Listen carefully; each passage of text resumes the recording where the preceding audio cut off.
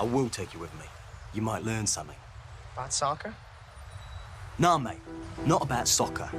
And for fuck's sake, stop saying soccer!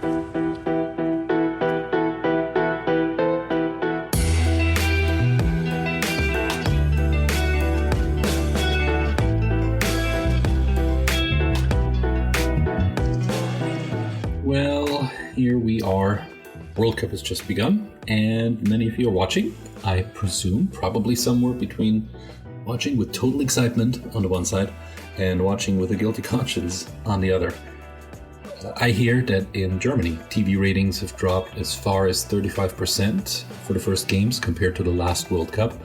The national team there is under heavy critique by pretty much all of the media for caving into FIFA over which armband to wear. And Bundesliga stadiums for the last week before this World Cup were adorned with massive banners that called for an all-out boycott of the World Cup. So I thought, rather than make a big tell-all episode about this World Cup or cover all its problems and be preachy about what you should do, there's plenty of articles and plenty of podcasts if you want that, I'd rather talk to a founder of the fan-based Boycott Qatar campaign in Germany and have him tell us where he is coming from on this. So Stefan Schirmer is our guest today, and I think he can help us understand what's going on in Europe these days that is different from the World Cup vibe among fans here in America, at least many fans I know here in America. He was really interesting to listen to and has clearly devoted a ton of time to the boycott cause. I hope you enjoy listening, that this episode helps a bit of soccer intercultural understanding, and then you can still decide if his vision for soccer is compelling and what you are going to do with the rest of this strange World Cup.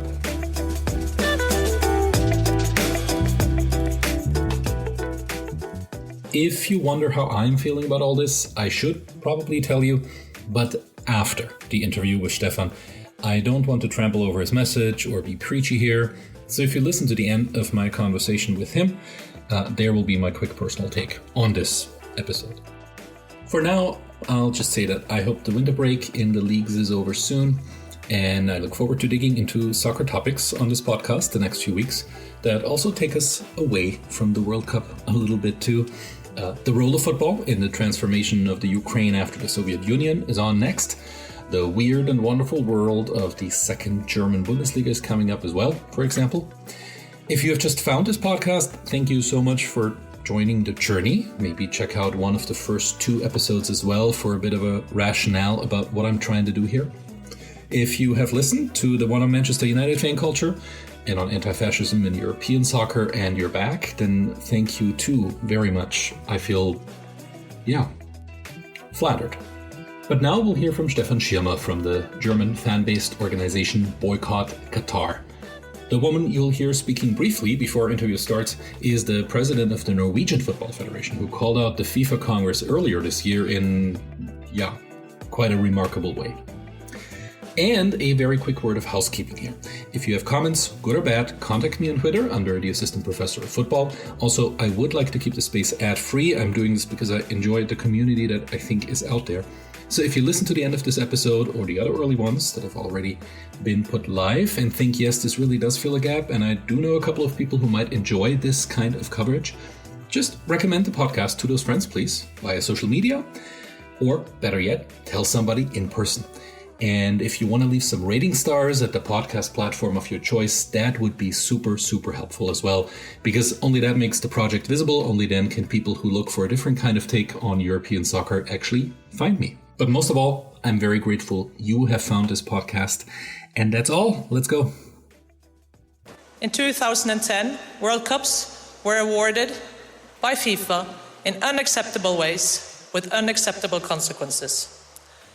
Human rights, equality, democracy, the core interests of football were not in the starting 11 until many years later. The migrant workers injured or families of those who died in the build-up to the World Cup must be cared for.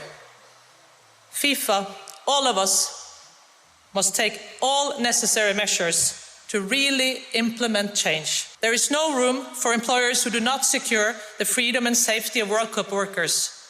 No room for leaders that cannot host the women's game. No room for hosts that cannot legally guarantee the safety and respect of LGBTQ plus people coming to this theater of dreams. Stefan, thank you for being with us and for taking time out of your busy schedule these days leading up to the World Cup and in the early days of the World Cup. Before we get there, I wonder, could you give me a little bit of your football biography? What brought you to the game? Do you still play soccer? Do you watch? In what stadium might I find you on the weekend? Yeah, thanks for having me, Philip. Well, my football biography started at the age of 6 years. I always liked to play football in school. My football career started, as a kid, and I was playing in local clubs. And at the end of high school, I joined my actual club, which is called Baghdad Ducks FC, which is a hobby football club, and we play every Saturday afternoon, 2.5 hours, and we just enjoy kicking the ball. And as for professional reasons, I was traveling a lot, and I lived a lot abroad in other countries. I, for example, played in French National League in the 1980s for a while. And today I'm 64 years old. I still play actively with the Baghdad Ducks, and I still enjoy it. But I support also our local Bundesliga club in Mainz, which is Mainz 05. And every 2 weeks we meet with a lot of Ducks, 8 or 10, to watch the home games. Now, I know amateur football is structured differently in Germany than it would be in the US, but Baghdad Ducks is not a usual name for an amateur football team. Where does that come from? Yeah, as I said, we are a hobby football club that was founded by a handful of bored high school pupils, and we wanted, after finishing high school or after our grade, we wanted to continue to play football, and we founded a team, and we wanted to have an international name, as well as something that is not that close to the usual pub clubs, if you might say like that. And so we were sitting together and had a kind of a brainstorming, a beer-driven brainstorming, as you might imagine. And we came up with 4 different names. That was Yeti Kathmandu, Barefoot Bethlehem, Turtle Damascus, and Baghdad Ducks. And as at that time, 1973, Baghdad was a sign for Oriental fairy tales, and we wanted to play that kind of football. We thought that Baghdad is very international, and why duck? Because the duck never sinks. The duck is always on top of the water. So Baghdad Ducks was our choice. Very cool. Well, let's look at the elephant in the room here. The tournament going on in Qatar this winter. If this was a normal World Cup, what would your World Cup following look like these days? If this was a normal World Cup, I would not really prepare for it. I would be happy to watch some of the games, especially probably the games of the German team. I'm not that much of a hardcore World Cup watcher. I'm not watching every game, but I like to see also other countries, so-called small football countries from Asia, from Africa, and so on, because they play a style of football which is not very common in Europe. And I like to watch all these games. Yeah, I can definitely relate. It's always been club or country for me as well, growing up. But if you're not an avid World Cup fanatic to begin with, then what's the history behind the initiative online at boycott-qatar.de that you helped to lead? How did you come together as a group? And what's kind of the origin story here before we get into the details? The Boycott Qatar campaign has been founded about 2 years ago, late 2020 in Germany, by some football fans. And they have been watching closely how FIFA has been acting in the past and was acting at that time when giving the World Cup to Qatar, at the same time to Russia, by the way. And we haven't been happy with this behavior of FIFA, because we had the feeling that since a long time football is only nice packaging for huge money-making machine and creating billions of earnings for FIFA, and so we were not happy with that. And we thought, no, now the red line has been crossed, and this time we must do something. And we already thought before that, or we weren't happy with the decisions of FIFA, because if you look at other World Cups, 1978, for example, in Argentina, when the World Cup has been given to Argentina, it was still a military junta. And later on in other countries, same thing. And we weren't happy with that, but we didn't really get active to do something against. But in that case, we said, no, now we have to do something. And so end of 2020, we founded the Boycott Qatar campaign, especially for this World Cup tournament in winter 2022.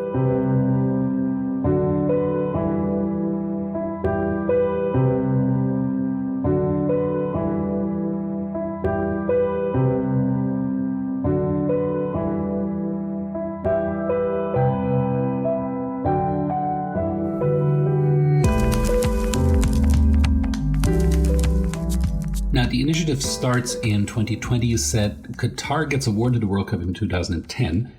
If I was malicious, I would say, well, you should have protested with just the same verve back then and now for 12 years. But let me ask it another way. What has happened in those 10 years? What were your first thoughts when Qatar got awarded the World Cup? And what has been the journey for yourself and for other people in the initiative since then? When the World Cup has been given to Qatar in 2010, my first reaction was, no, that's not possible. They cannot do that. That's just not going to happen. But it happened. And up to the moment when we founded our initiative in late 2020, that was 10 years later. Well, first of all, we thought, what can we do? And especially the social climate especially in German society changed, because we concentrated much more on human rights. We concentrated much more on female rights, on LGBTQI rights, and all these kinds of things. And so the focus went much more to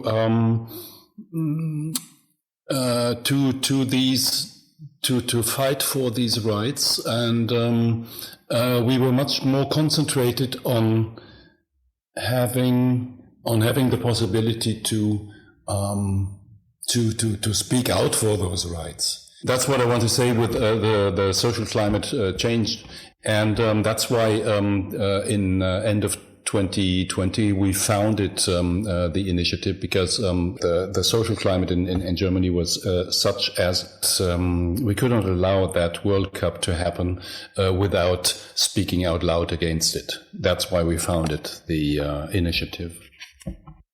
When I looked at the terraces behind the goals in a lot of German Bundesliga, second Bundesliga, third league stadiums the week before the World Cup, I saw a lot of FIFA Mafia, Boycott Qatar banners, some of them with the logo of your initiative on it. I take it, though, your initiative itself is fairly small. Who actually are you and how do you work? The initiative Boycott Qatar 2022 is a collection of football fans in Germany. And we are about 20 people who are a kind of a steering committee. That means these 20 people, they take care of any kinds of contacts of public relations and of helps for other clubs. We today have more than 100 organizations, starting with human rights organizations, sports clubs, football clubs, pubs even, and thousands of people following us and having signed our call for a boycott. Every boycott initiative is individual in the means that it chooses, but it's also systemic in a kind of critique at levels. What do you actually want? What are your goals beyond for people to turn their TVs off? The goal of the initiative is to give all these little voices, to collect them, to have one big voice, because one big voice is better heard than many little voices. And the goal is also to first of all to promote the idea of boycotting the World Cup, and to help people and organizations who want to boycott in a certain way the World Cup. We want to help them with creative ideas. What can they do instead of watching the games, instead of following publicly, instead of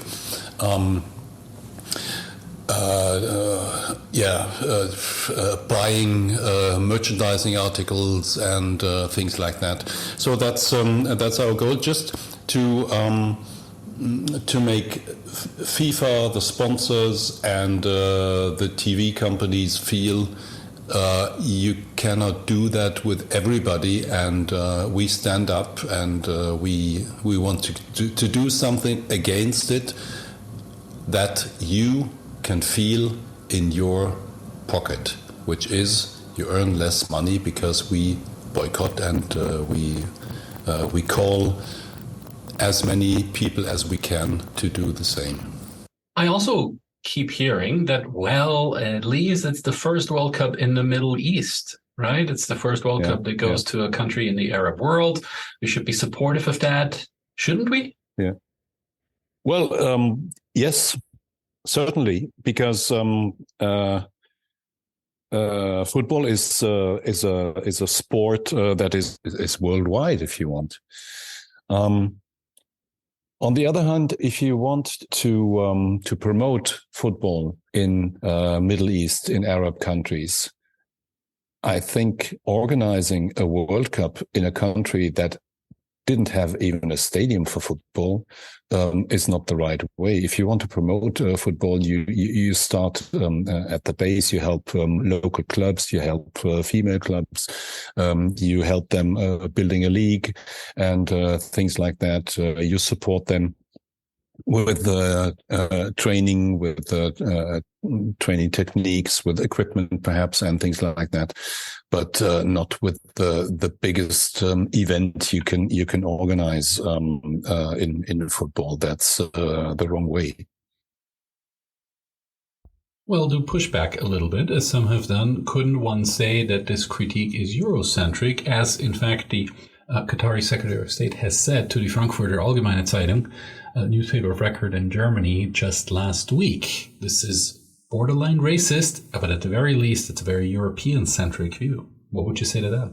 We are very cautious with a so-called Eurocentric view on that. We don't think that we have that.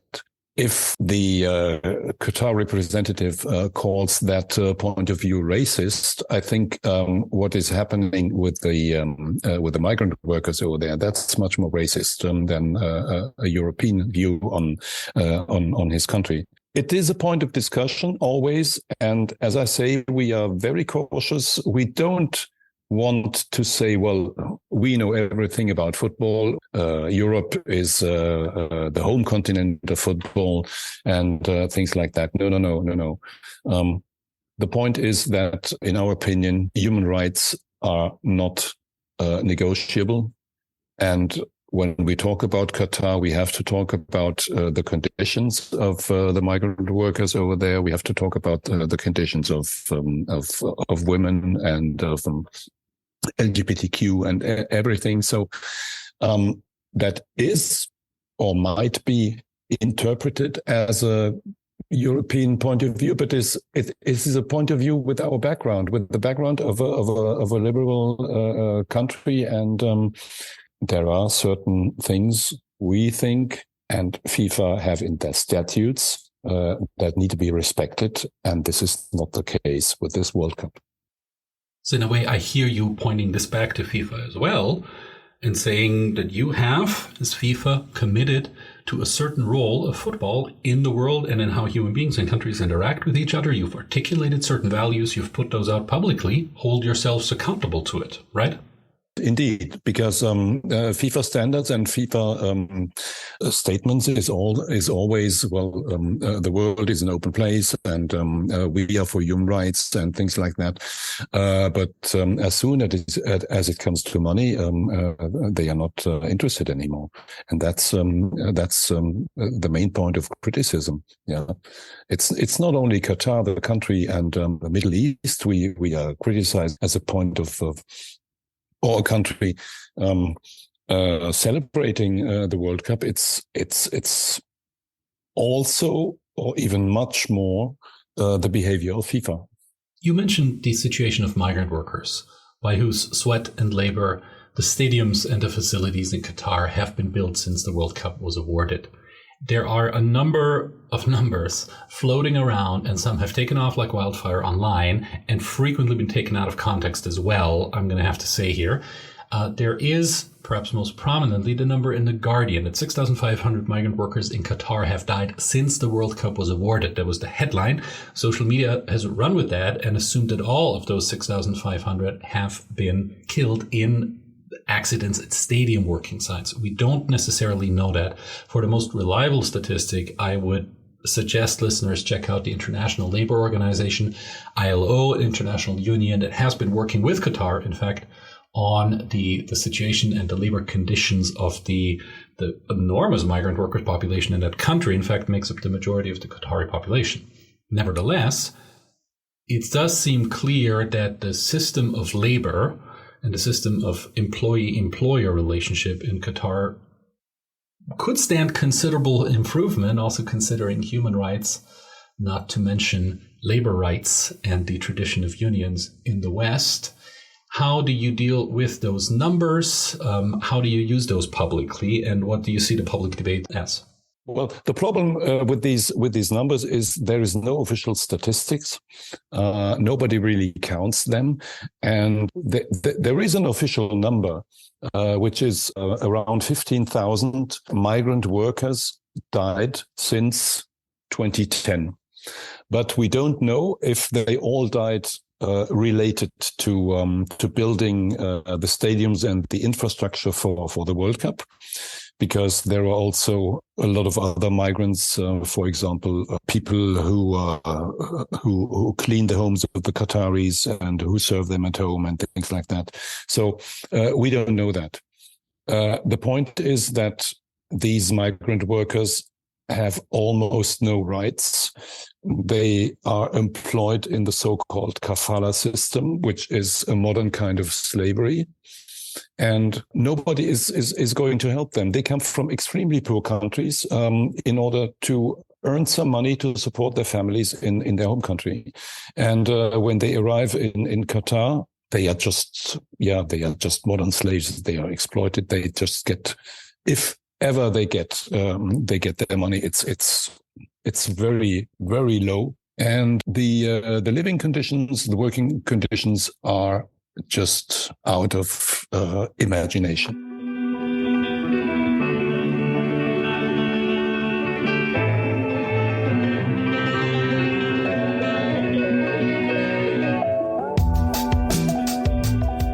Let's look at this from the Qatari side of things, perhaps. Qatar has reportedly spent around 230 billion on World Cup infrastructure. That is including the stadiums.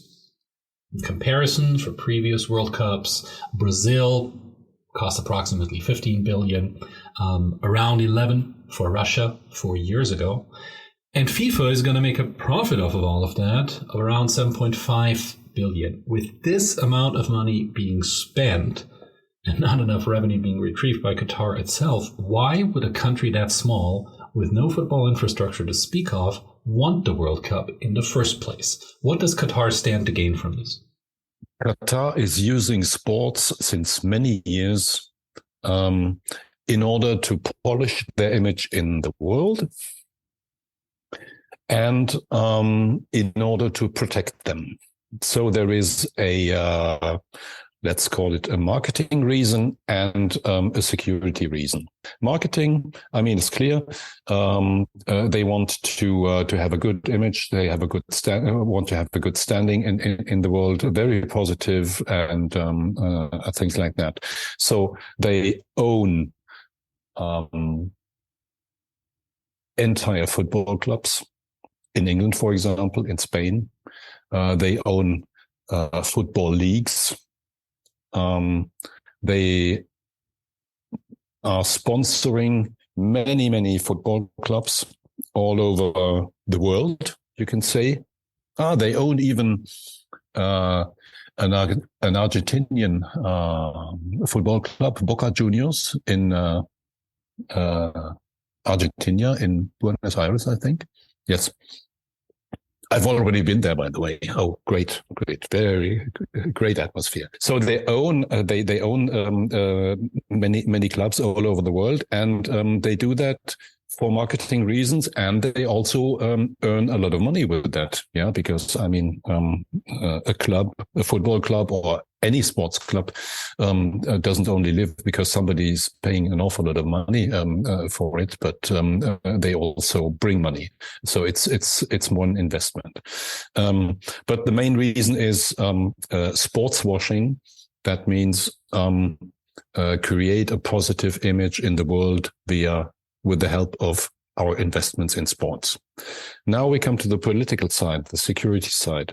As I said, Qatar is a very small country, a young country, and is surrounded by enemies. Biggest enemies are Saudi Arabia and Iran. Saudi Arabia is, I don't know, perhaps 500 times bigger than Qatar. Iran as well. And the Arab Emirates around, they are not happy with Qatar as well.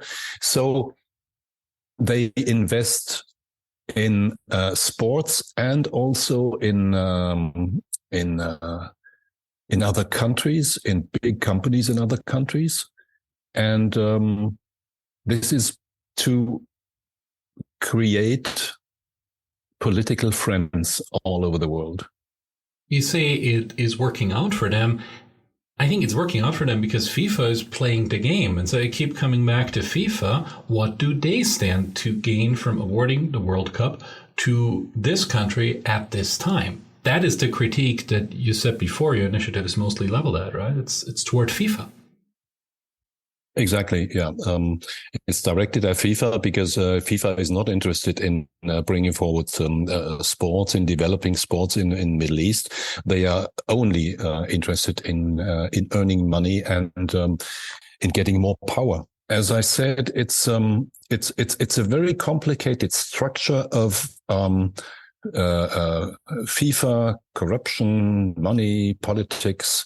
The then French president, Nicolas Sarkozy, who is a big fan of Paris Saint-Germain, biggest club in France, He met together with I think with a representative of Qatar and Michel Platini, who was former football player, captain of the national team, and now president of the UEFA, the European Football Association. And we should clarify here, he's no longer president of the UEFA, but he was back then. He was, right? yes. Yeah, mm-hmm. Exactly. At that time, he was president of the UEFA, and he also was a member of the executive committee in FIFA. And these three sat together.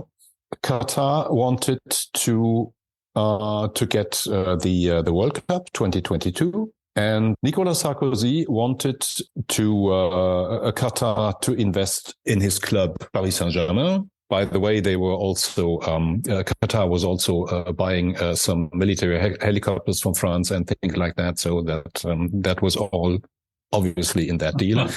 And after that, Michel Platini was for.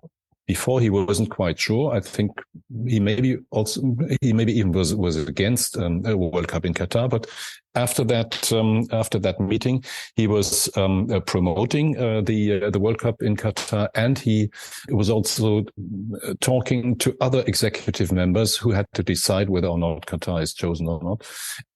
We know today that I think three other executive members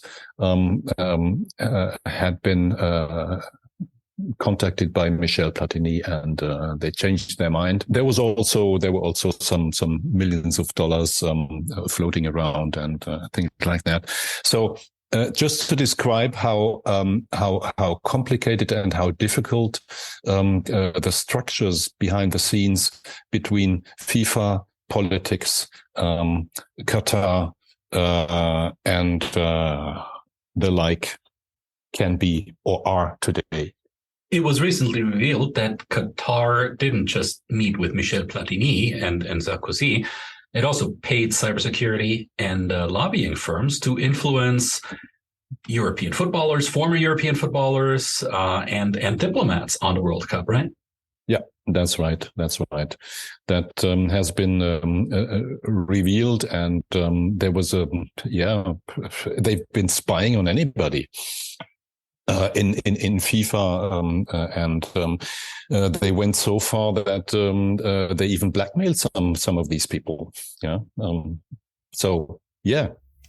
European fans have been the most annoying, as I said in the intro, in pointing out these issues, these problems, these crimes at part.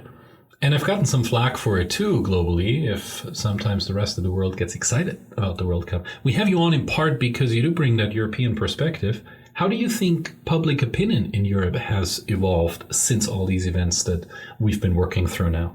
Well, in 2010, the football world started to shout against that decision and to cry because it was the sales of football in their eyes.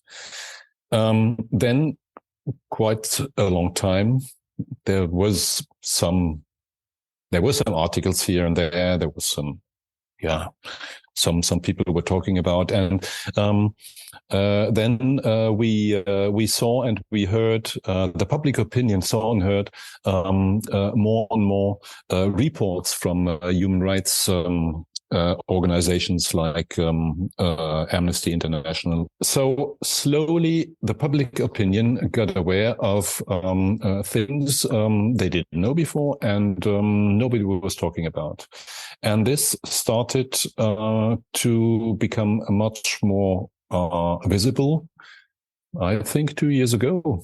And the last 2 years, we were getting more and more information about the way this World Cup has been given to Qatar, about the backgrounds, about the corruption around that, around the way the FIFA is handling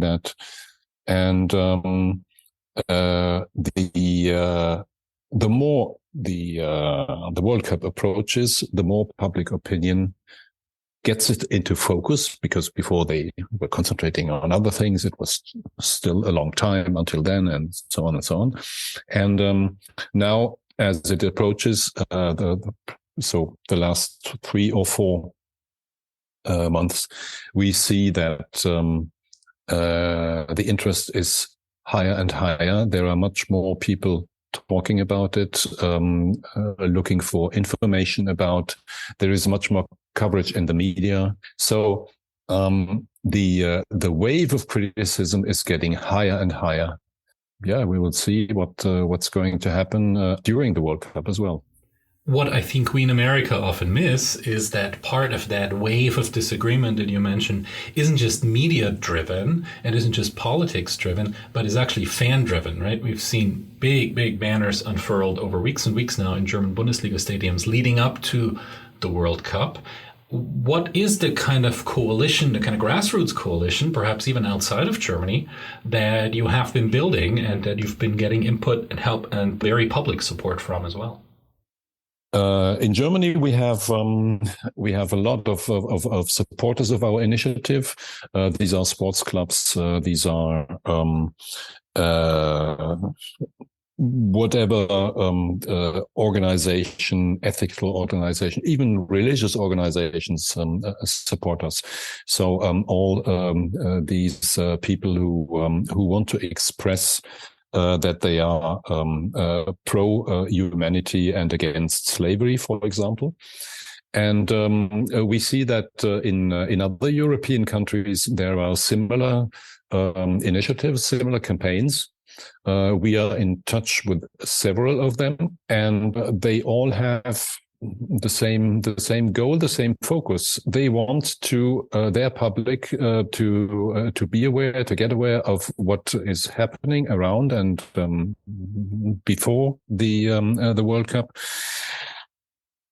and they want to sharpen the view, the critical view on this sports event. So you might say the goals are equal everywhere. These initiatives exist with local variants. In Scandinavia, for example, in the Netherlands, in France, in Spain, in Germany, so in England, I think. Many European countries. Yeah. So this is very much a grassroots coalition. Very few input is coming from national federations, with one exception, it just crossed my mind that we did hear some rumblings out of Scandinavia earlier on. Could you say something about that? Yes, Scandinavia, the Norwegian national team, their president, a very strong woman, she spoke out loud in front of FIFA Congress. I think it was early this year, end of last year. She spoke out loud why Norway is protesting and boycotting the World Cup, and why FIFA should do as well. Well, on that note, might I ask you, from the perspective of a wounded lover of football and of the game, what must change in FIFA in the immediate future and in the long-term future? What immediately would come to your mind in answering that question? Yeah, I mean, they must. The first in short term, they should stick to their own statements. Yeah, to their own rules, which are written black on white somewhere in their statutes. And if they follow these statutes, that would be a very good first step. Yeah. Our temptation in this age, and I think that's true for all or most of us, is that if we feel we have the moral high ground on something, it's very, very easy to be preachy, particularly on social media. It's very, very easy to be an armchair activist and to fold your hands and to say, I am not watching. How dare you watch this?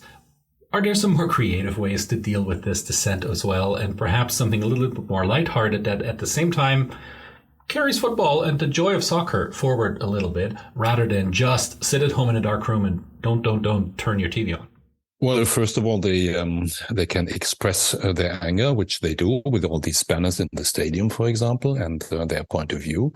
And the point is that these football fans, they have quite some influence on their local football clubs. And well, this is how it starts. So the football fans, they can, let's say, positively influence their football clubs, and the football clubs bring that into the football bureaucracy, organizations, and things like that. And the single fan, well, he can decide for himself or for herself, what do I think is right? What am I happy to do or not to do in order to change things for the better?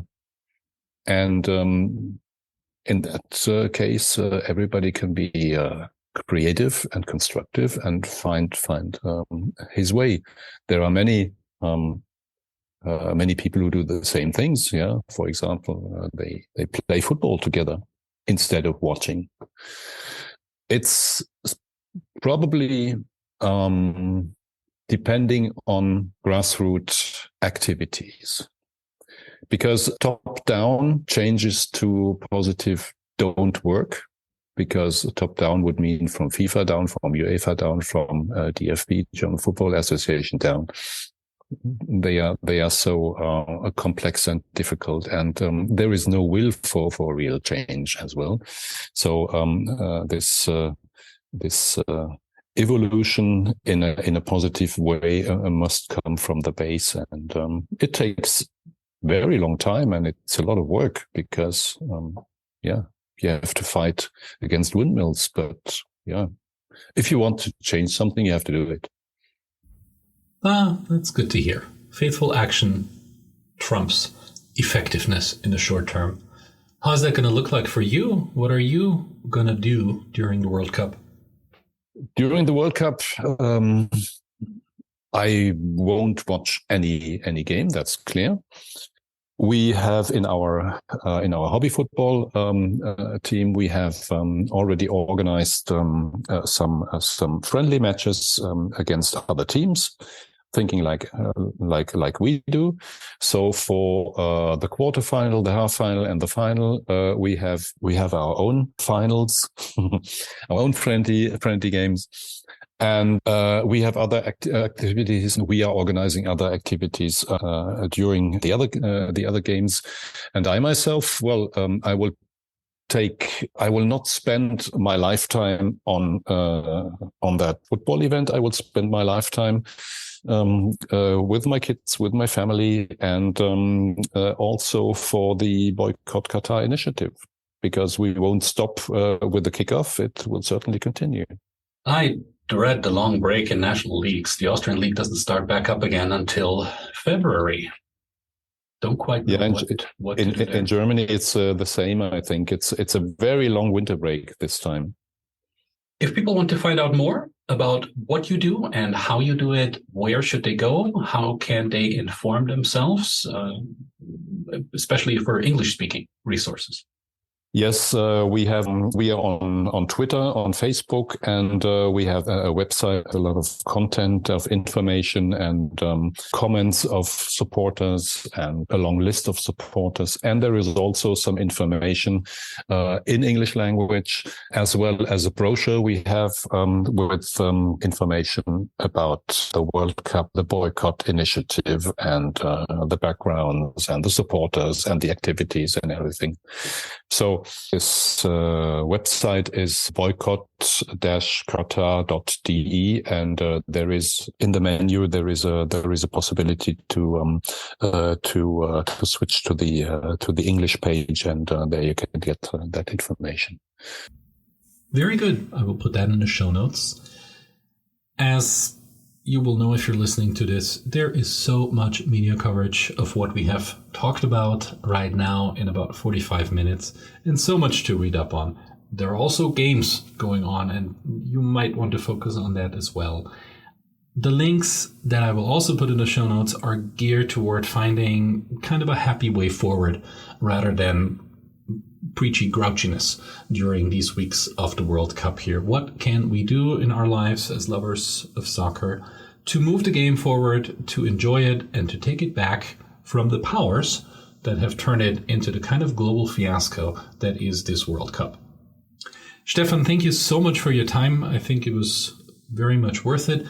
The question is always, have we forgotten anything? Is there anything that I haven't asked you and that you would like to raise still?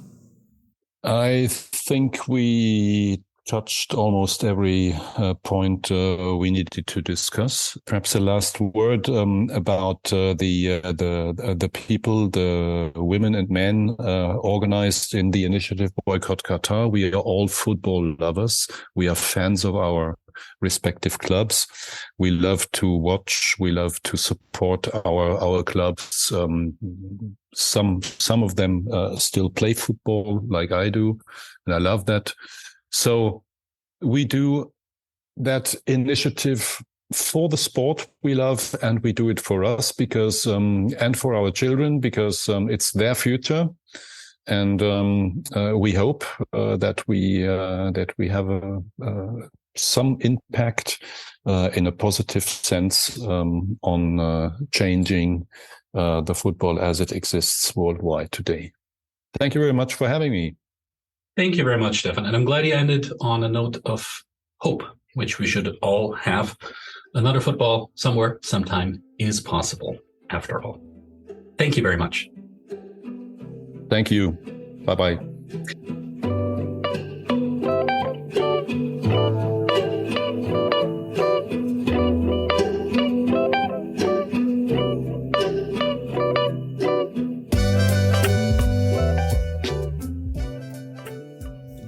At the beginning of this episode, I promised you that I would tell you how I'm feeling about all this.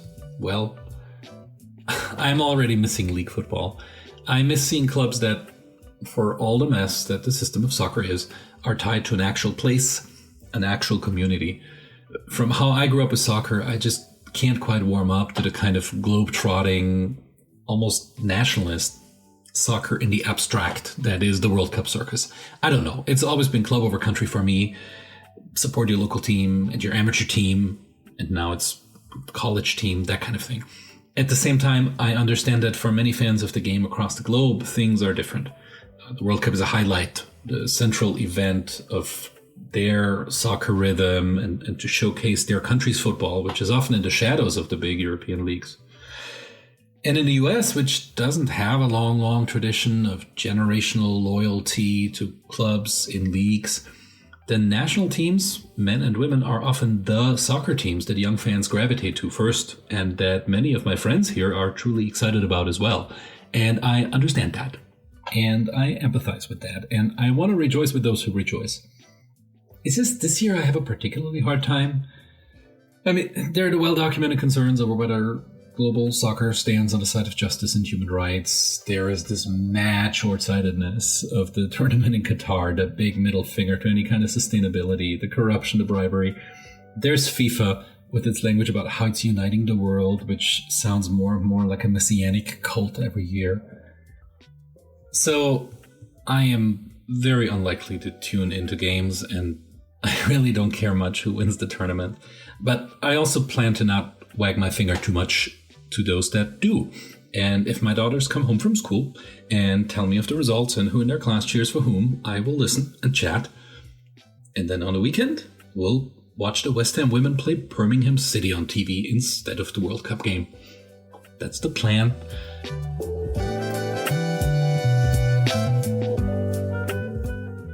Next time here, we will travel to the Ukraine with Katarina Czerny and look at how soccer explains what that country has been becoming since the fall of the Soviet Union, what it is now in the middle of this war, and what it might be in the future.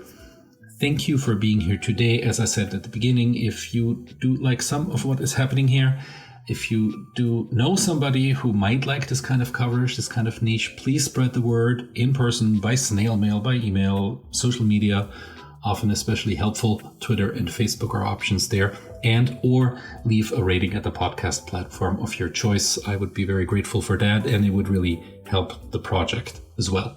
Until then, be well,